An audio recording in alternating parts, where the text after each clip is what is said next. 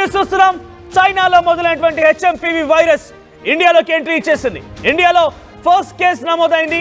ఇండియాలోకి HMPV virus సంబంధించి first time బెంగళూరులో case నమోదైనట్టు తెలుస్తోంది. హెచ్ఎంపీవీ వైరస్ కూడా చాలా డేంజర్.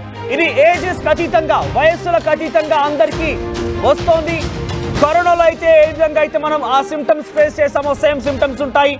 జలుబు, దగ్గు, జ్వరంతో పాటుగా ఒళ్ళు నొప్పులు, లంగ్స్ కి సంబంధించి వ్యాధులు కూడా వచ్చే అవకాశం ఉంది. సో కరోనాకు సంబంధించి ఏ విధంగా అయితే చర్యలు తీసుకున్నామో, ప్రొటెక్షన్ మనల్ని మనం స్వీయ నియంత్రించుకున్నామో అటువంటి విధంగానే ఉండాలంటే ఇప్పటికే రాష్ట్రాల వారీగా భారతదేశంలో కూడా ప్రభుత్వాలు చెప్తూనే ఉన్నాయి. ఇంతలోనే అటు ఇండియాకి ఎంట్రీ ఇచ్చేసింది. ఫస్ట్ టైం బెంగళూరులో హెచ్ఎంపీవీ కేసు నమోదైంది.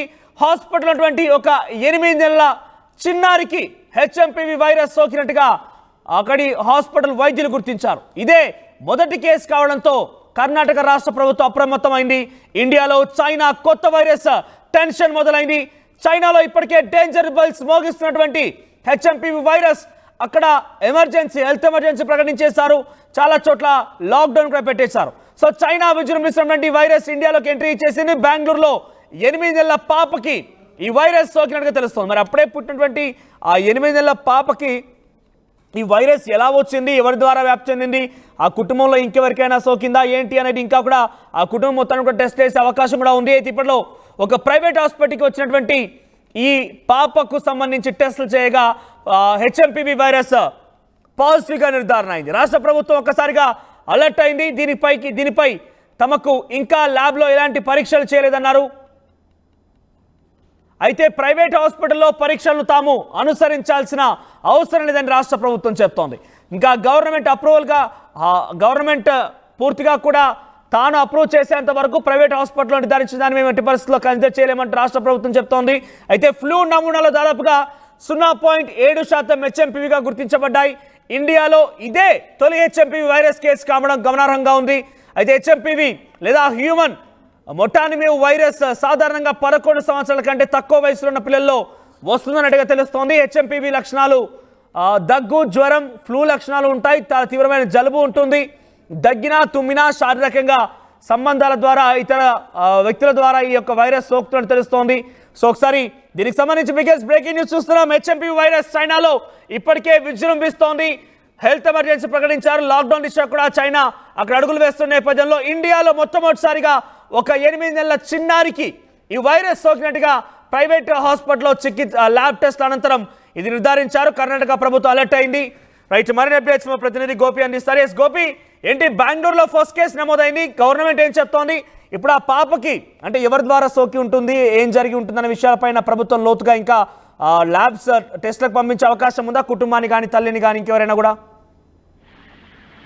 మన బెంగళూరులో 8 నెలల శిశువుకు హెచ్ఎంపీవీ వైరస్ ఉన్నట్టుగా డాక్టర్లు గుర్తించడం జరిగింది. అయితే దీనికి సంబంధించి భారత ప్రభుత్వం నుంచి కూడా ఒక స్టేట్మెంట్ కూడా రావడం జరిగింది. అయితే ఎలాంటి భయాందోళనకు గురి కావాల్సిన అవసరం లేదంటూ కూడా గవర్నమెంట్ ఆఫ్ ఇండియా చెప్తున్న పరిస్థితి ఉంది. అయితే ఆసుపత్రుల్లో శ్వాసకోశ వ్యాధుల కేసులు అసాధారణంగా పెరగట్లేదు. దీనికి సంబంధించి ఇప్పట్లో భయపడాల్సిన పని లేదంటూ కూడా చెప్పడం జరిగింది. రెండవది, ప్రైవేటు ఆసుపత్రికి సంబంధించి బాపిస్ట్ హాస్పిటల్లో ఈ యొక్క మొదటి కేసు నమోదైనట్టుగా చెప్పడం జరిగింది. అయితే ఈ లక్షణాలన్నీ కూడా ఫ్లూ లక్షణాలన్నీ కూడా హెచ్ఎంపీవీ లక్షణాలు కూడానే గుర్తించడం జరుగుతున్న నేపథ్యంలో ప్రైవేట్ ఆసుపత్రుల్లో జరిగిన ఈ యొక్క టెస్ట్ కి సంబంధించి ఎటువంటి ప్రామాణికత లేదు అనేది కూడా చెప్తుంది. WHO ఇచ్చిన గైడ్ లైన్స్ ప్రకారంగా ప్రభుత్వ ఆసుపత్రిలో దీనికి సంబంధించి కొన్ని టెస్టులు కూడా చేయాల్సిన అవసరం ఉంది అనేది కూడా భారత ప్రభుత్వం చెప్తుంది. అయితే ఈ నేపథ్యంలో ఇటు బెంగళూరులో మొదటి కేసు నమోదయ్యింది అన్న వార్త రాగానే ప్రభుత్వం కొంత అలర్ట్ అయ్యింది. అక్కడ పూర్తిగా కట్టుబాటు చర్యలు అయితే చేస్తున్నారు. 8 నెలల శిశువుకి ఏ విధంగా ఈ వైరస్ సోకిందన్న దానిపైన ప్రస్తుతం అయితే ప్రభుత్వం ఆరా తీస్తున్న పరిస్థితి ఉంది. అయితే కుటుంబ సభ్యుల ద్వారా సోకిందా లేదంటే ఇది సాధారణ లక్షణాలు, ఎందుకంటే 2021 నుంచి కూడా ఈ యొక్క హెచ్ఎంపీవీ లక్షణాలు ఉన్నట్టుగా కూడా WHO గతంలో కూడా తన నివేదికలు అందించిన నేపథ్యంలో సాధారణంగా వచ్చే జలుబు, దగ్గు లాంటి లక్షణాలే ఈ యొక్క వ్యాధికి కూడా ఉండడంతో ఇది కొంత అంటువ్యాధి కూడా కావడంతో ప్రస్తుతం ఐసోలేట్ లో పెట్టిన పరిస్థితి ఉంది. బాబుకు సంబంధించిన కుటుంబ సభ్యులను కూడా పరీక్షలు జరుపుతామంటూ కూడా చెప్తున్న పరిస్థితి ఉంది. ICMR కి సంబంధించి Indian council of medical research కూడా ఈ యొక్క బాధ్యతలను అప్పచెప్పడం జరిగింది. హెచ్ఎంపీవీ ట్రెండులను అదే దాని లక్షణాలకు సంబంధించి WHO ఎటువంటి లక్షణాల కారణంగా పాపను అక్కడికి తీసుకువెళ్లారు, ఏ లక్షణాలు గుర్తించారు తల్లిదండ్రులు కానివ్వండి కుటుంబీకులు? సో అక్కడికి వెళ్ళిన తర్వాత టెస్ట్ లో ఏమని నిర్ధారణ అయింది? ఆ లక్షణాలు ఏమైనా కనబడుతున్నాయా? అప్పుడు అమ్మాయి ఆ పాప అంటే 8 నెలల ఆ పాప పరిస్థితి ఎలా ఉంది? అయితే తీవ్రమైన జ్వరము సర్ది అవ్వడం తోటి ఒక్కసారిగా బాడీ పెయిన్స్ తోటి 8 నెలల పాప కంటిన్యూగా ఏడుస్తుండడం తోటి కుటుంబ సభ్యులైతే ఆసుపత్రికి తీసుకువెళ్లడం జరిగింది. అయితే మొదట ఏదైతే సీజనల్ వ్యాధిగా గుర్తించిన తర్వాత కొన్ని లక్షణాలు HMPVకి సంబంధించిన కొన్ని లక్షణాలు ఉండడం తోటి RSV వైరస్ కూడా దీంట్లో కలిసి ఉంది అనేది కూడా కొంత నిర్ధారణ జరగడం జరిగింది. అయితే ఆ వ్యాధి కారకాలకు సంబంధించి వాటన్నిటిని కూడా ల్యాబ్ లో టెస్ట్ చేయాల్సిన అవసరం ఉంది అంటూ కూడా వైద్యులు ఆ పాపకు టెస్టులు నిర్వహించడం జరిగింది. దీంట్లో పాజిటివ్ రావడం జరిగింది. అయితే WHO నివేదికల ప్రకారంగా ఈ టెస్టులు జరగలేదు అనేది కూడా ప్రస్తుతం మనకు కొంత సమాచారం అందుతుంది. మరి ICMR సంబంధించి కావచ్చు, national centre for disease control, అదేవిధంగా ఇంటిగ్రేటెడ్ డిసీజ్ సర్వేలెన్స్ ప్రోగ్రామ్స్, వీటన్నిటిని కూడా director general of health services అధ్యక్షతన కూడా ఈ మానిటరింగ్ జరుగుతుంది ప్రస్తుతం. దీనికి సంబంధించి ICMR కూడా కొన్ని ఢిల్లీతో సహా కొన్ని ముఖ్య నగరాల్లో కొంత నిపుణులతోటి కూడా చర్చించడం జరిగింది. ఈ లక్షణాలకు సంబంధించి ఏదైనా కేసులు నమోదైతే ఖచ్చితంగా వాళ్ళను ఐసోలేషన్స్ లో ఉంచి సమాచారం అయితే అందియాలంటూ కూడా భారత ప్రభుత్వం చెప్పడం జరిగింది. అయితే 8 నెలల పాపకు ఎక్కడి నుంచి వైరస్ సోకింది?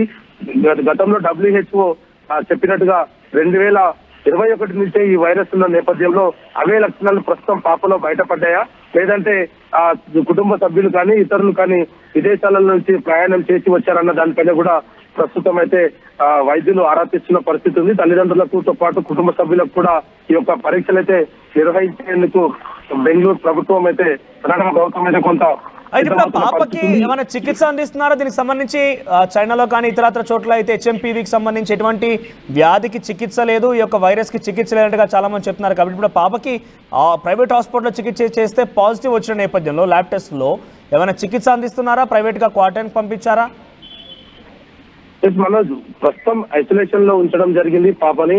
దానికి సంబంధించిన లక్షణాలకు సంబంధించి కూడా కొంత రిలీఫ్ అవడానికి, అంటే బ్రీతింగ్ తీసుకోవడం కూడా కొంత ఇబ్బంది అవ్వడము, పెద్ద పిల్లలు కాకపోవడం, 8 నెలల పాపలకు కూడా టెస్టులు నిర్వహించడంతో ఒకవేళ వాళ్ళకు కూడా పాజిటివ్ వస్తే గనక ఇది భారత్ లో తొలి కేసుగా అయితే నమోదయ్యే పరిస్థితి కనపడుతుంది. మనోజ్, రైట్ గోపి.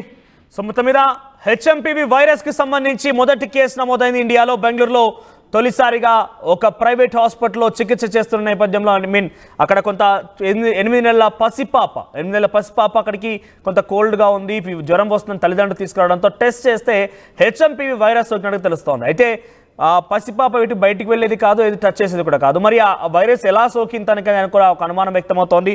కుటుంబీకులు ఎవరైనా ఈ వైరస్ బారిన పడ్డారా ఇప్పటికే, లేదంటే ఏం జరిగిందనే ఒక అనుమానం వ్యక్తం చేస్తున్నారు.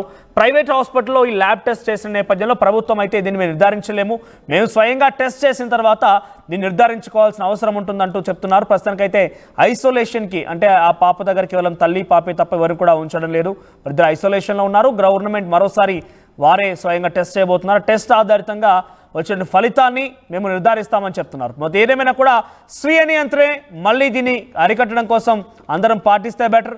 కరోనాలో ఎటువంటి ఇబ్బందులు పడ్డామో చూసాం. ఈ వైరస్ కూడా మళ్ళీ చైనా నుంచే వస్తోంది. కాబట్టి చైనా నుంచే వచ్చేటువంటి వైరస్లు చాలా ప్రపంచాన్నే వణికిస్తున్న నేపథ్యంలో మరోసారి స్వీయ నియంత్రణ పాటిద్దాం.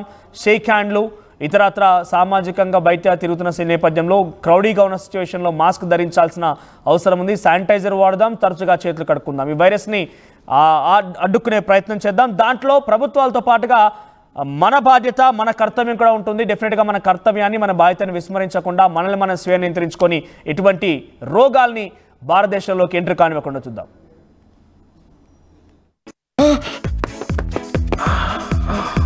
సార్, ఇంకా చెయ్యి నొప్పి కాలు నొప్పి ఏంటి సార్? 5 రూపాయలకే మన శాస్త్రీ బాంబు దొరుకుతుంటే. శాస్త్రీ బాంబు 5 రూపాయల ప్యాక్ లో రిలీజ్ అయిందని అందరికీ తెలుసండి. RTV యాప్ వార్తల్ని క్షణాల్లో చదివే అవకాశం ఉంటుంది. ఒక న్యూస్ పేపర్, ఒక టెలివిజన్ ఛానల్ మీ చేతుల్లో ఎప్పుడూ ఉంటాయి.